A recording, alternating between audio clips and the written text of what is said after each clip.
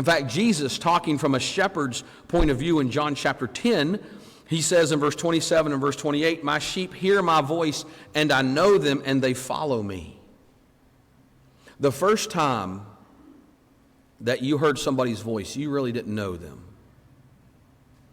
But then you hear it again and again and again and again and again. And you get to know that voice, don't you? You get to hear that voice. And you get to hear it. And when you hear it, you get a recognition of it. You know exactly who that is.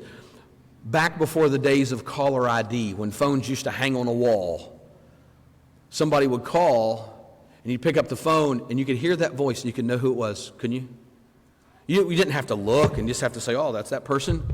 You knew them by their voice. When you heard a voice you didn't know, what happened? You kind of got a little bit skeptical, and you said, "I don't know who this is on the other end of the line."